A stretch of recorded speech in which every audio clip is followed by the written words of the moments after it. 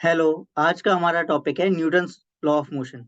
जैसा कि हम सभी को पता है कि न्यूटन्स ने तीन लॉ दिए थे, जिसमें से न्यूटन का फर्स्ट लॉ है जिसे हम लॉ ऑफ इनर्शिया कहते हैं।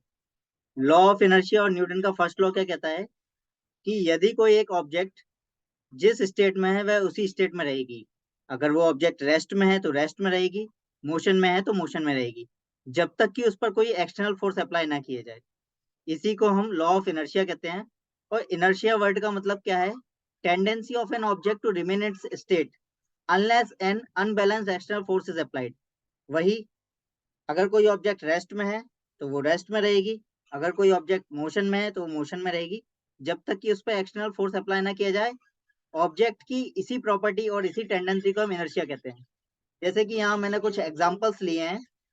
जैसे कि ये फर्स्ट एग्जांपल्स में, जब भी हम किसी ट्रेन या किसी बस में ट्रेवल करते हैं तो हमने देखा है कि जैसे ही रुकी हुई बस या ट्रेन एकदम से चलती है तो हमारे पैर जो हैं वो तो मोशन में रहते हैं, लेकिन हमारी बॉडी जो है, अपर बॉडी, वो स्टेबल होती है।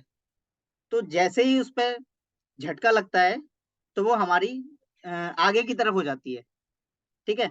सेम, अगर चलती हुई ट्रेन या बस एकदम से रुकती है तो हमारे पैर तो मोशन में रहते हैं, बट हमारी बॉडी जो है उस पे आगे की तरफ धक्का लगता है। ये मैंने कुछ और भी एग्जांपल लिए हैं। जैसे कि ये ट्रक है, इसमें ये स्टोन था, इसमें ब्रेक लगाया ट्रक वाले ड्राइवर ने, तो इसके वी ये तो ट्रक तो स्टॉप हो गया, बट हमारे स्टोन में कोई ब्रेक नहीं था, तो वो अपनी लॉबी से बाहर आ गया।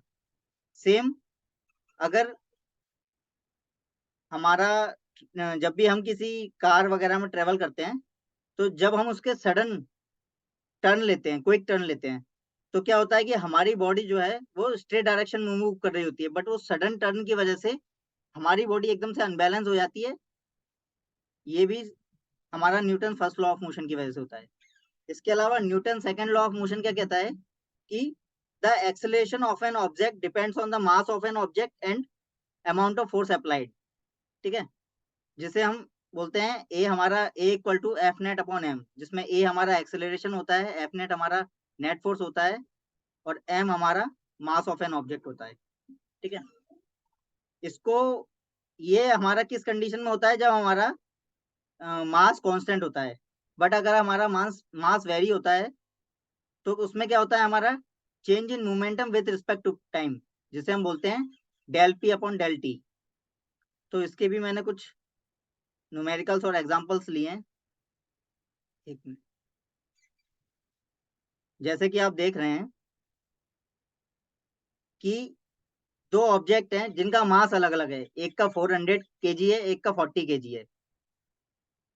अब इन पर फोर्स अप्लाई किया जा रहा है, but because of in object का मास अलग अलग है, तो जो ऑब्जेक्ट जिसका मास ज्यादा है उस पर मुझे ज्यादा फोर्स लगाना पड़ेगा, और अगर किसी ऑब्जेक्ट का मास कम है तो मुझे उस पर कम फोर्स अप्लाई करना पड़ेगा अगर मैं उनमें सेम एक्सेलरेशन चाहता हूँ। ठीक है। यहाँ मैंने एक न्यूमेरिकल लिया है। जैसे कि एक ऑब्जेक्ट है जिसका मास 3 kg है, इस पर दो फोर्स लग रहे हैं, 25 न्यूटन एंड 15 न्यूटन, और दोनों अपोजिट डायरेक्शन में है। ठीक है।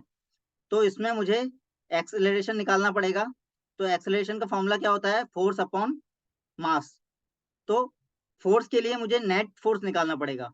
अब बिकॉज ये अपोजिट डायरेक्शन में है, तो 25 - 15, 10 हमारा नेट फोर्स हो जाएगा, डिवाइड बाय मास 3 हमारा हो जाएगा 3.33। और जैसा कि हमें पता है कि एक्सेलरेशन की यूनिट क्या होती है? न्यूटन, किलोग्राम मीटर, मीटर पर सेकंड स्क्वायर।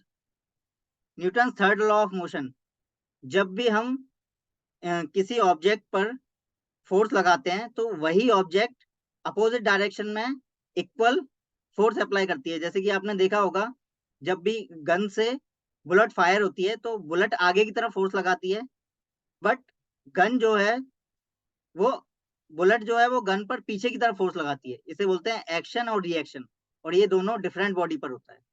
इसे बोलते हैं हम Newton third law of motion.